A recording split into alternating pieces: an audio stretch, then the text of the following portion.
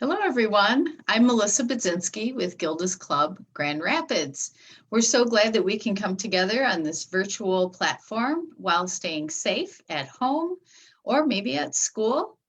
It's good to have you with us, and we'd love to know you're here. Just like this post or share the post if you find that it's helpful to you or you think it might be helpful to someone else. Today, I have with me Alice Christiansen. Hi, Alice. It's nice to Oh, see you. hello, Melissa. So, Alice is here to talk about colorectal cancer, and she is a colorectal cancer. I didn't say that very well. Let's try that again. Colorectal cancer survivor. She's a wife and a mother of three children, beautiful children. I have met them. In 2015, Alice was diagnosed with stage 1 colorectal cancer. And it was her third primary cancer in less than 10 years. But we are also celebrating that she's been 6 years without a diagnosis, almost 6 years without a diagnosis. So that's awesome. And her colorectal diagnosis was also revealed a genetic component to her cancer. And that is called a Lynch syndrome genetic connection. And she'll talk a little bit more about that. Alice has been advocating on behalf of the colorectal cancer in lots of different ways since 2015.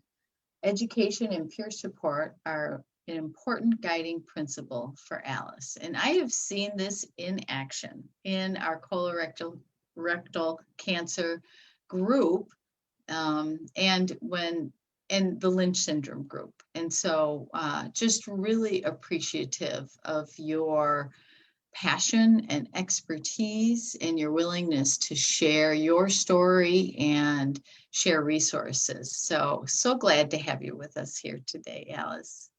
Well, thank you for inviting me, Melissa. I'm happy to be here to spread awareness to colorectal cancer because nobody wants to talk about it. It's that non-sexy cancer. It is the non-sexy cancer. You're right. Do you want to tell us a little bit about your story? And I said a little bit, but why don't you embellish that? Sure, Yeah. sure. So, right, in 2015, I was recovering from my second primary cancer. It was a breast cancer, it was my second one. And I was just having a lot of vague abdominal symptoms. And my breast surgeon said, you know what?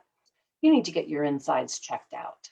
I just don't think this is related to reconstruction surgery related to the mastectomy and breast cancer. So I did. And I go in for a colonoscopy and I wake up and I'm told I have a tumor in my colon. And I'm like, oh my gosh, okay, this is the third cancer in less than 10 years. This must be it. I'm sure I'm dying this time. So it was a shock and overwhelming to say the least. Uh, Obviously, the first thing you do, is figure out what's my treatment.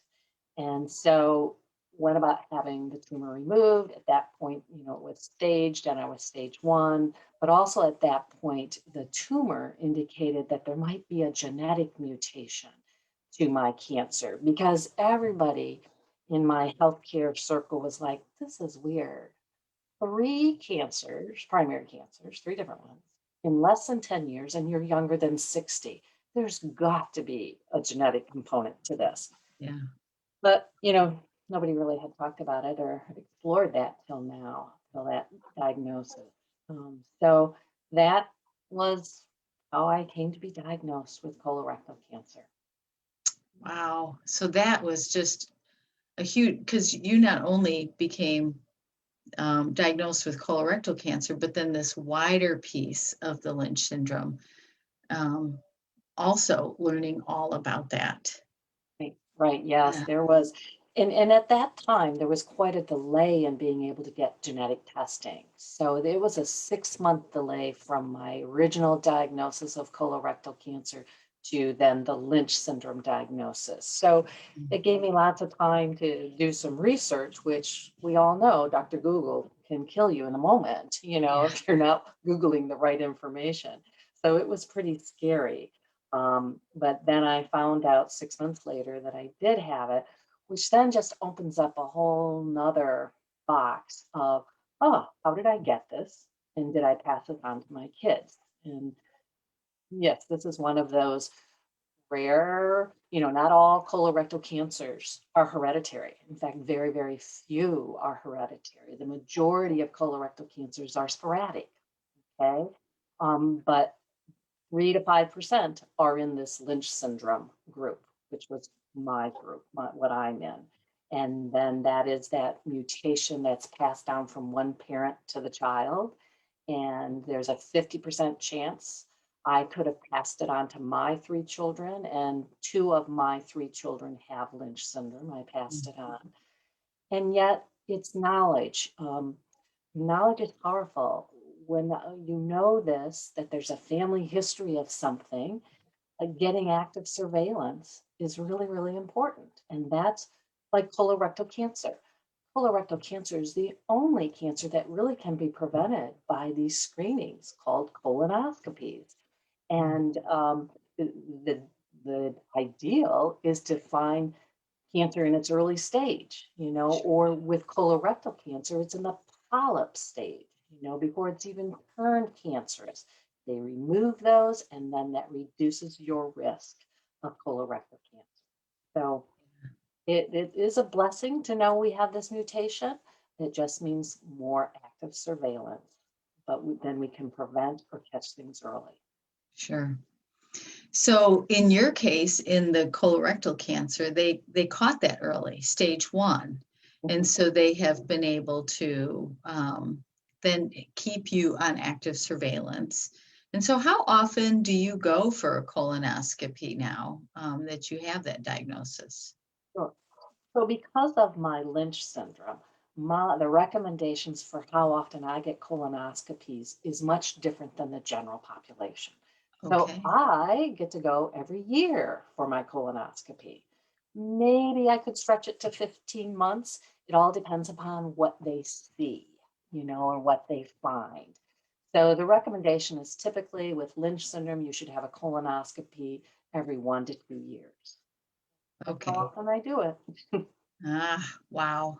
And in the general population, what does that look like? Do you know? Right, right. So for the average person where there's no family history and no personal history of colorectal cancer, recommending starting the screening around 45 years of age. It's been 50 for a long time, and a lot of professional organizations are backing that down to 45.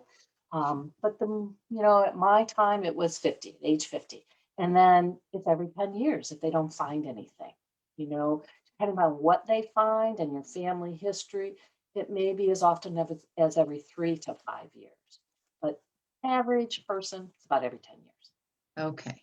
And so then you're almost determining factors about when you would go back in come with family history, right? And they genetically test, is that correct? Everything, like every polyp that they take out No. of someone, or does it have to be considered a cancer that they would test it? Right. So what you're referring to is when a tumor is found in the colon, they do what's called universal screening on those tumors, Okay. looking for markers that might indicate this is a genetic-based type of cancer. So we have science has an advanced to be able to test polyps for that Okay. genetic mutation. We have to wait till we have that tumor. And the 2 most common places where this Lynch syndrome, my genetic mutation, shows up is in the colon and colon tumors or endometrial cancers. So there are many hospitals in the state of Michigan that do that universal screening of those tumors that can help identify people at risk for Lynch syndrome earlier on. Okay. So you would already, most hospitals and people can advocate for that or ask that question, was this tested for any genetic mutations? And so then they're able to get that information back right away or within the time it takes to do the testing. But if so it depends on your family history, right? Your age, sounds like family history, age, and then what they have found in previous, right? And so we'll determine how often you'll go in for a colonoscopy for that screening piece. Or, so now I have a question, or there's also the smear test nowadays where you don't actually have to go in for the colonoscopy. Can you talk a little bit about that? Well, again, it's not my area of expertise, but I can give you some general principles. So for, and the name of that, I don't represent this company, I don't sell it, it's Cologuard is the in-home, it's a prescription-based screening where stool is collected and then sent in and evaluated where they're looking for tumor cells, tumor markers in it. Sure. Yeah. Okay. Right, it's totally different, but it's really only geared towards that healthy population where there's no family history and the person themselves has not had cancer, colorectal cancer. So it meets a certain population that it's appropriate for. But there's no prep, you do it in the comfort of your own home and then you ship it away to be tested. So that is one new screening on the horizon, the Cologuard test. The gold standard, if that comes back positive, the gold standard is still a colonoscopy to be more thorough and Sure. clear evaluation of what's going on in the colon. Yeah. So I'm thinking about, you who were like, I don't know what's happening. And if the doctor hadn't said that, you wouldn't even have necessarily thought about that because you were dealing with breast cancer. And so I'm thinking about other people that we know or other people that we don't know too, anyone out there who might be younger than 45, having some issues, having some thoughts, and their doctor wouldn't even be thinking about that until later. What can they do? And I suppose this is about those barriers to screening and barriers to really just having a look to see if this is a possibility. Melissa, you're so right and thank you for bringing up the younger population. We are seeing an increased incidence in colorectal cancer in people younger than 40. I have met people in their 20s and 30s who have colorectal cancer. And the barriers to getting these individuals diagnosed early is their symptoms are dismissed. Maybe it's bleeding. And so then they're saying, oh, there's probably just hemorrhoids. Or maybe it's just a little bit of irritable bowel or colitis. Their symptoms are dismissed. And I think what is important, if you're listening to this, that if you have a change in your bowel, you have abdominal pain or bloating or rectal bleeding, ask for a colonoscopy. Yes, it might take some work to get that, but really advocate on behalf of yourself. I'd rather you have a colonoscopy and it's negative when you're 28 than being put off for 2 to 4 years. And we find out at 32, oh my gosh, it's now stage 4 colorectal cancer. Treatment for that is completely different than stage 1 or stage 2. So knowing getting the healthcare system to listen to you in your 20s and 30s that your symptoms may be related to colorectal cancer is a barrier, is a challenge. Clearly we know the other challenge to our barrier to the colonoscopies is that prep. No, it's not fun. And for many of us, we have to take a day or two off of work, but it is still is the gold standard, if there's truly some big symptoms related to colorectal cancer. Another barrier might be cost and insurance, depending upon what your insurance is. Transportation, traveling places. Live in rural Michigan, it's not as easy to get to a regional center or a facility that does colonoscopies. So those are some of the common barriers.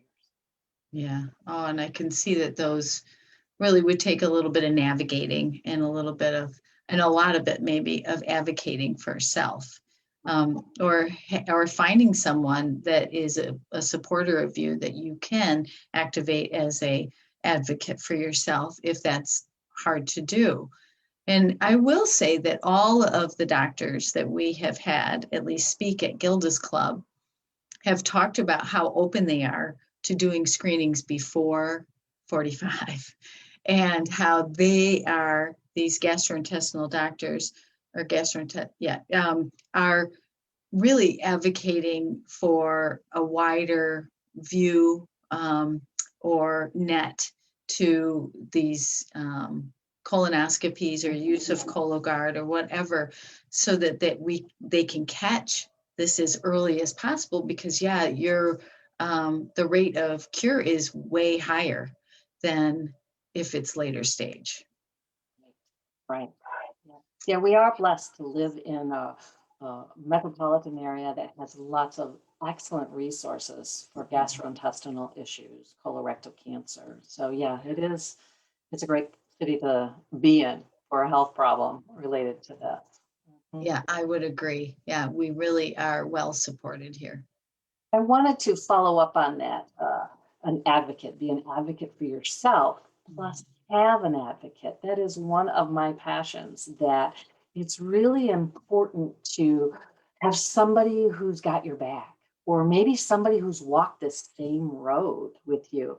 There is so much research around the role of peers supporting peer, somebody who's walked the journey before you, that you can talk to and get some support and advice, and who understand. They know your language. Yeah. So, and that's one of the things that I'm so appreciative of Gilda's Club for being there.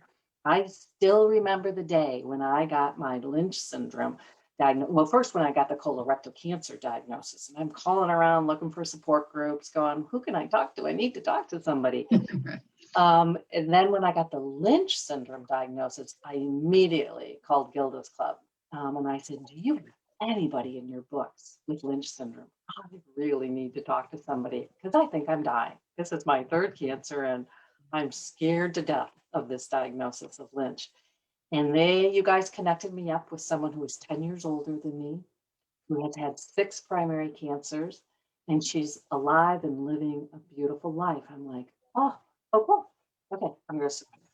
Yeah. So peer support and an advocate is so, so important. Oh, thank you for sharing that. I think that message of hope and not feeling so alone, especially with this cancer, as you stated so eloquently, this is not a sexy cancer. People don't want to talk about it. It's hard to talk about. It's hard to talk about the after effects of this cancer and the life changes that have to happen. And so having that peer support, having a group that you can talk about the emotional impact of this cancer is really, really important. So true. Yeah. To find out you're not alone, to find out that you can tell your stories, and people aren't gonna blink. And it's okay. And not only are they not going to blink, they probably had the same experience. Yeah, Right. means a lot. Mm-hmm. That's really important. And so that's really one of the reasons, it is the reason why we had this Facebook Live discussion, is because it is colorectal month, and it's not where we celebrate this cancer, but where we want to get information out about this cancer. And we want to help people to have this difficult conversation. It's not really dinner time conversation. It's hard to bring it up. People don't know what to say. What are the responses that you've had when you've told people you have colorectal cancer? Right. Well, usually it's silence. It's like, oh, what do I say next? And I'm not certain if the silence is because the word cancer's in there or because I say colorectal, And so, and then silence is fine. And usually I make a point of, colorectal cancer is the second leading cause of a cancer death in the United States for both men and women. I don't know if you knew that, but it's pretty prevalent. It's pretty common. So just trying to explain the commonness of this, that it's out there, just nobody's talking about it. And then that's when I'll say, but the kicker is nobody wants to talk about it. Nobody wants to talk about their poop. Nobody wants to talk about, cancer sometimes, but we need to start talking about this. And I really, you've heard me say before during March, I'm kind of bizarre. I'll talk to the teller at the bank. I'll talk to the person who's checking me out at groceries, grocery store. Hey, did you know that March is colorectal cancer month, awareness month? And they're, again, silent, but I'm like, I'm not going to stop telling my story. And I'll usually hand them a flyer and said, spread the news, talk with your family, Have but know that your awkward conversation. Have it, right? and know your family history, Yeah. and that's it. I just had this conversation the other day. What do you mean I'm supposed to ask my parents if they had a colonoscopy? And I said, yes, you are. And find out, did they have any polyps? And how often are they supposed to be going back? So, maybe it's the younger generation is going to encourage the older generation to talk about it, but we do need to share our family history. Yeah. Children and relatives. Well, and I think that two things that what you just said are really important. Number one is that you need to know your history. You need to know not just your parents' history, but their parents' medical history, because it informs your decisions and your medical history. Not that you are guaranteed to have those things, but that you need to know why you might be having certain symptoms or what to watch out for. And then the second thing is that often many of us are in the sandwich generation, and we are now the advocates for our parents' health.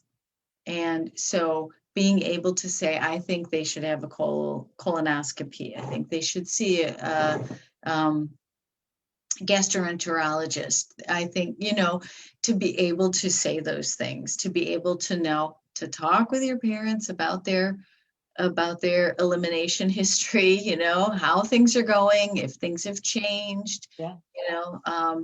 Is really important to know, because again, I think also the older population don't get diagnosed as much. They get missed because there's so many things that it could be. And so being that good advocate for yourself, for others, really, really important. Yeah. So I'm also going to say, I think you'll love this. I'm going to challenge all of you that are watching, and anyone who watches this, is to talk to at least one person this month. Ask them if they've had a colonoscopy, if they've heard of colorectal cancer, if they want to know more information, but just talk to one person. And that one person might be yourself. And so talk to your doctor about that. If you have any changes in your elimination at all, or any changes in your gut, and you're wondering about them, don't wonder too long. We challenge you to take care of yourself and talk to at least one other person this month.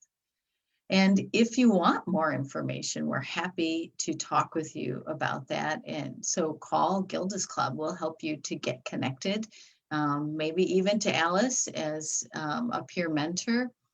If you want more information, you can look on the website. I see behind you, I can't read it completely, but is it FIG? Fight colorectal cancer. Fight CRC. FightCRC.org.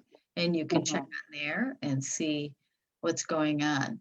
And if you have a diagnosis of colorectal cancer and you want some people to talk with about this, we are accepting new members all the time. We're 100% virtual right now, so you can come right from your home. Makes it a little bit easier, especially with colorectal survivors. And we'd be happy to help you to become connected with that group, and know that you're not alone. So I'm just looking over my notes here, Miss Alice, and I think we've hit just about all of the topics. Is there anything else that we haven't talked about that you'd like Anyone to know? No, I think you did a nice job summarizing. Know your family history. You're not alone. There's other people out there. And screening prevents colorectal cancer. So try not to be afraid of that colonoscopy prep. Yeah. Yeah, you're not alone in that either. But you could save somebody's life. Mhm. You can 100% save someone's life by encouraging them to get some screening to talk with their doctor about this. So your doctor saved your life in that way. Correct. Yeah. Yeah. In fact, we heard a story that someone, a comedian recently told us that she was at her skin doctor, her dermatologist, and the dermatologist said, I think you need a colonoscopy. And she was like, you got to be kidding me. And she had it. And sure enough, she was diagnosed with not only colorectal cancer, but Lynch syndrome, and it saved her life. And then she talked to her brother, same thing. They found something. He had no symptoms, but they caught that. And catching that early really, really is important. So, well, thank you so much, Alice, for being willing to spend some time with us today, sharing your story and your passion about being an advocate for the colorectal cancer, being willing to talk about it and keep the conversation going. If any of you out there are new to the cancer or grief journey and you want more information about Gilda's Club and our free support community, just give us a call at 453-8300 or look on our website, gildasclubgr.org. We would love to chat with you and get you connected and get you any other information about colorectal cancer and screenings that we have. Or if you just want to say hi, we also like to do that. So with that, I think we're all done. Any other words of wisdom? No. No, thank you very much for giving voice to Colorectal Cancer Awareness Month. Yeah, thank you, Alice. Take care, everyone. Hopefully we'll see you soon. Be safe.